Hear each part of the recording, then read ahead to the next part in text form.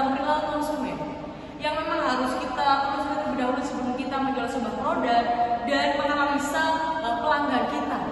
Oke, sebelum kita mulai presentasi pada hari ini, alangkah baiknya kita memperkenalkan diri terlebih dahulu. Dari saya sendiri, saya Natasha Diamanda Putri absen 26, dan di sebelah kanan saya adalah Jufri Adi Pramana absen 16, dan di sebelah kiri saya Ibu Rizal Sufi absen 6. Baik, sebelumnya teman-teman mohon pesan terlebih dahulu. Di sini dimulai dari saya sendiri yang akan mempresentasikan yang pertama, dilanjut presentator yang hebat di kanan dan kiri saya. Oke. Next. Oke, di sini akan membahas mengenai konsep terlebih dahulu mengenai kebudayaan dalam perilaku konsumen. Menurut Hawkins 1992, yakni kebudayaan merupakan sesuatu yang complicated yang memang mencakup pengetahuan, keyakinan, seni, moral, kebiasaan, kemampuan lain yang diperoleh manusia sebagai anggota masyarakat yang memang secara biologis itu tidak langsung turun kepada kebudayaan, namun kebiasaan-kebiasaan yang memang secara lingkungan itu berpengaruh teman-teman. Seperti itu ya. Memang secara konteks tidak hanya tarian saja. Oke, next. Pembahasan yang merujuk pada faktor kultural, yakni unsur-unsur lain apa saja yang akan saya bahas, yakni ada 4 hal. Untuk pembahasan yang pertama, yakni apa? Komprehensif. Nah, komprehensif itu secara menyeluruh. Jadi, kebudayaan itu mencakup semua aspek di kehidupan manusia, mulai dari cara berpikir, bertindak. Nah, budaya itu, teman-teman, bukan hanya soal tarian, adat, tapi juga mencakup sistem bahasa, nilai, dan juga agama yang dianut, teman-teman. Jadi memang kan yang kita ketahui adalah hanya sebagai kayak nilai adat ataupun memang tarian-tarian, tapi memang mencakup sangat complicated. Mulai dari teknologi sampai cara mereka makan juga itu memang berpengaruh. Contohnya ya, kan komprehensif, perkawinan ataupun adat yang ada di Jawa beda, di Sunda beda, pakai siger, pakai ini. Nah itu beda-beda, di Batak pakai ini. Jadi memang sangat-sangat berpengaruh, teman-teman, kebudayaan itu yang diadut oleh leluhur masing-masing kebudayaan yang ada. Jadi contohnya itu sangat complicated. Untuk yang kedua, yakni apa? Batasan normal. Jadi kebudayaan itu mempunyai batasan-batasan yang memang berpengaruh pada cara bersikapnya, teman-teman. Yakni mengandung batasan aturan yang menjadi pedoman dalam bersikap dan berperilaku. Contohnya seperti yang kita ketahui secara general, batasan-batasan yang ada seperti kita ke orang tua. Nah, kan ketika kita ke orang tua, anak berbicara lebih sopan dan juga lebih memperhatikan tutur bahasa yang kita utarakan kepada orang tua. Yang memang ada batasan-batasan itu sendiri, seperti itu. Untuk yang ketiga itu apa?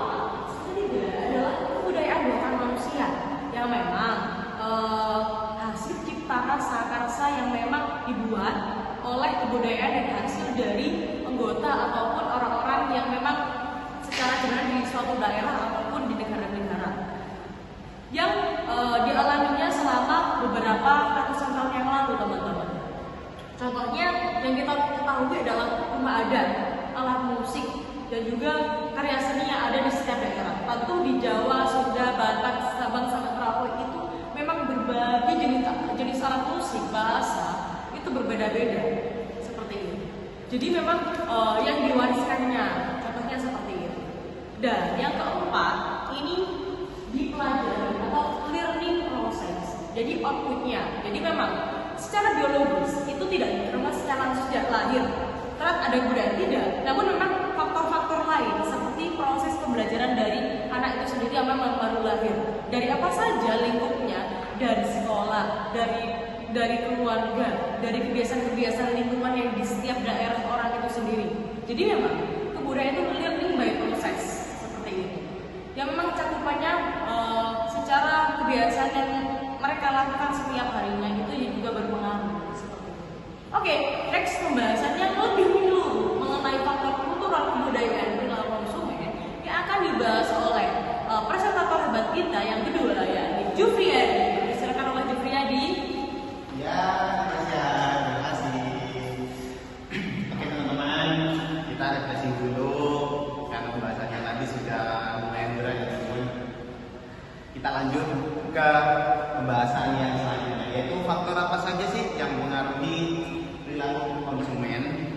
Nah, di sana sudah jelas itu ada 3, yaitu kolektivitas dan individualisme, norma sosial, dan kepercayaan. Tapi sebelum itu, teman-teman, aku punya hadiah buat kalian. Tapi sebenarnya buat saya, yaitu adalah kertas ajaib. Kenapa ajaib? Karena di sini akan membantu saya dalam menjelaskan materi ini. Kita lanjut ya, biar gak lama-lama. Yang pertama yaitu kolektivitasme dan individualisme. Nah, di sana sudah terpampang jelas individualisme adalah sangat menekankan pada kemandirian, kebebasan, dan tujuan pribadi. Dan sedangkan kolektivisme sangat menghargai tujuan bersama, menghargai tujuan komunitas, koneksi, dan kelompok. Jadi untuk individualisme ini, untuk promosi yang menonjolkan individualisme itu cenderung lebih sulit mendapatkan loyalitas dari pelanggan atau loyalitas produk. Karena apa? Karena mereka menggunakan produk itu karena keinginan pribadi dan ketersediaannya produk-produk yang banyak yang ditawarkan oleh produk lain. Tuh. Nah, dan sedangkan promosi yang menonjolkan kolektivisme itu lebih cenderung pelanggan itu jadi loyal. Karena apa? Karena promosi itu akan menimbulkan FOMO dari teman-teman sekelompoknya atau komunitasnya, dan kadang dan biasanya itu untuk produk yang menonjolkan kolektivisme ini itu seringkali direkomendasikan sama teman komunitasnya sendiri atau teman kelompoknya sendiri, dan akhirnya dia percaya terhadap produk tersebut dan akhirnya loyal seperti itu. Nah, contohnya kalau di Indonesia ini itu adalah baju angkatan.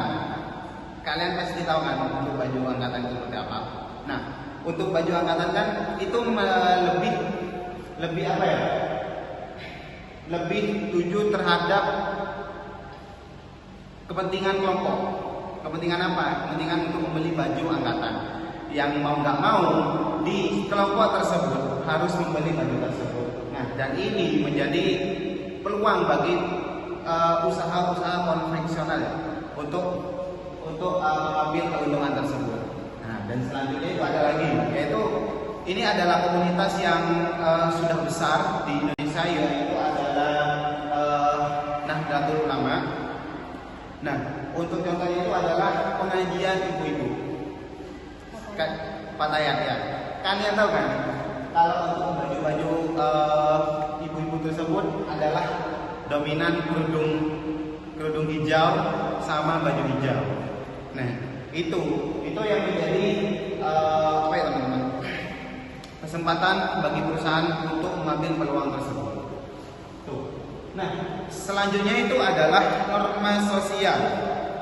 Nah, tapi sebelum itu biar lebih baik akan saya bacakan dulu apa sih norma sosial di KBBI. Nah, norma sosial adalah sebagai aturan atau ketentuan yang mengikat keluarga, kelompok dalam masyarakat, dipakai sebagai panduan, tatanan dan pengenal tingkah laku yang sesuai dan berterima aturan yang dipakai sebagai tolak ukur untuk menilai atau membandingkan sesuatu. Jadi kesimpulannya, norma sosial adalah aturan yang ada di masyarakat untuk mengontrol perilaku yang ada di dalam kehidupan bermasyarakat, seperti itu. Nah, contohnya ini ya, saya ini contoh yaitu di Aceh. Nah, di Aceh itu untuk minuman miras atau minuman keras itu dilarang beredar di Aceh, dan juga warga di sana dilarang untuk minum minuman keras. Makanya dari itu di Aceh itu untuk minuman keras dilarang oleh pemerintah daerah sana. Nah, selanjutnya itu adalah tren membeli hampers saat Natal atau hari Lebaran. Kenapa? Karena ini norma-norma yang biasanya berlaku di masyarakat. Biasanya kalau seorang tuan rumah yang kaya atau seorang pengusaha itu seringkali memberikan hampers terhadap keluarga jauhnya atau karyawan-karyawannya, seperti itu. Nah, itu selanjutnya adalah kepercayaan, teman-teman. Nah, kepercayaan ini adalah faktor yang paling berpengaruh untuk perilaku konsumen. Karena apa? Karena kepercayaan ini adalah petunjuk bagi pengikutnya, dan petunjuk dan aturan ini itu mutlak harus diikuti oleh semua umatnya, seperti itu. Nah, seringkali itu. Nah, dan agama ini mempengaruhi sikap, persepsi, dan perilaku konsumen para penganutnya, seperti itu. Contohnya, misalnya di Jawa ya, di Jawa itu kan mayoritas itu adalah umat Muslim. Jadi untuk wanita di sana itu memakai kerudung karena itu adalah memakai hijab maksudnya. Memakai hijab karena itu adalah ketentuan dari agama Islam, seperti itu. Oke, kita lanjut ya ke materi selanjutnya yang akan dijelaskan oleh pemateri kebanggaan kita, yaitu adalah Deko Birza. Halo, saya Deko Birza Rasiki yang akan menjelaskan mengenai contoh kebudayaan mempengaruhi perilaku konsumen. Dan pastinya saya juga membawa alat ajaib ya, sama seperti Yadi dan Natasha. Nah, di sini adalah contoh preferensi dari makanan antara masakan Jawa dengan masakan Batak. Nah, di sini masakan Jawa itu cenderung lebih manis dan bersantan. Sementara masakan Batak itu lebih cenderung asin dan pedas. Nah, hal ini selera makan itu dipengaruhi oleh latar budaya masing-masing daerah. Next. Nah, berikutnya adalah contoh, bisa dikatakan contoh global, yaitu McD Indonesia dengan McD India. McD Indonesia ini adalah contoh yaitu menyesuaikan dengan budaya Indonesia kita, yaitu mengolah makanan dan harus bersertifikasi halal. Nah, dengan mayoritas negara kita kan Islam ya. Nah, itu kayak di Indonesia ini mengeluarkan beberapa produk, yaitu antara lain ada spicy, nasi uduk, dan sambal asal dari negara Indonesia. Yaitu pokoknya menyesuaikan dengan kondisi budaya Indonesia. Sementara McD India ini menyesuaikan dengan latar budaya negara tersebut, yang dimana negara India ini mayoritas masyarakatnya adalah Hindu, dan di sana penduduknya mayoritas berpola hidup vegan, yang dimana itu tidak bisa mengkonsumsi makanan seperti daging dan lain-lain. Nah, McD India ini menyesuaikan dengan latar budaya India, yaitu dengan menciptakan produk menunya McAloo, yaitu burger yang berbasis kentang dan sayur-sayuran. Karena di sana ini tidak boleh memakai daging sapi, karena hewan sapi itu dianggap suci oleh negara India. Nah, contoh ini adalah contoh McD ini adalah contoh nyata bagaimana budaya lokal sangat mempengaruhi strategi produk dan pemasaran produk. Next.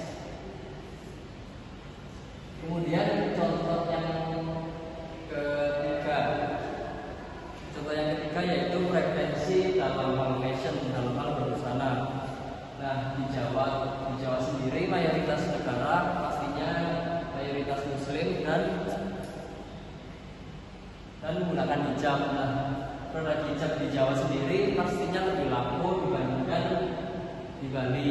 Karena apa? Karena mayoritas negaranya muslim, penduduk Jawa maksudnya. Sementara di Bali lebih terbuka dalam hal fashion, dikarenakan notabene itu Bali kan tempat wisata. Kebanyakan di sana penduduk atau masyarakatnya itu berpakaian secara terbuka atau secara luas gitu. Nah, contoh ini pastinya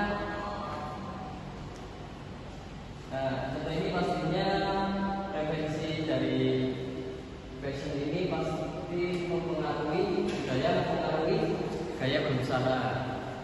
Next. Kemudian ada contoh lokal dari negara kita, yaitu mudik dengan oleh-oleh khas daerah. Nah, mudik ini adalah tradisi tahunan budaya Indonesia ya, di mana kita pulang kampung ke kampung halaman kita. Nah, mudik ini terjadi ketika menjelang Idul Fitri. Nah, budaya mudik ini pastinya mendorong lonjakan besar dalam hal konsumsi dan belanja, terutama pada transportasi, kereta api, bis, pesawat. Kemudian ada mendorong pakaian dan juga makanan dan minuman. Nah, kemudian sementara ini oleh-oleh dari khas daerah ini adalah masih terhubung dengan budaya mudik, yang dimana ketika kita pulang kampung pastinya kita membawa oleh-oleh khas dari daerah kita untuk dibawa ke kampung halaman kita. Nah, contoh oleh-olehnya biasanya bakpia dari Jogja, kemudian pai susu dari Bali, dan kalau dari Malang itu PP ya. Nah, oleh-oleh khas daerah ini menciptakan permintaan musiman yang cukup tinggi. Nah, ini mendorong UMKM untuk memproduksi produk khas daerah mereka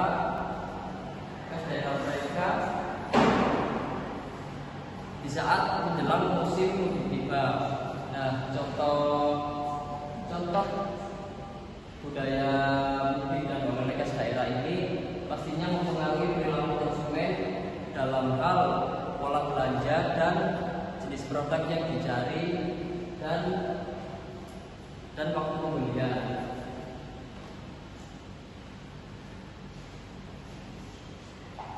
Oke, sekian dari.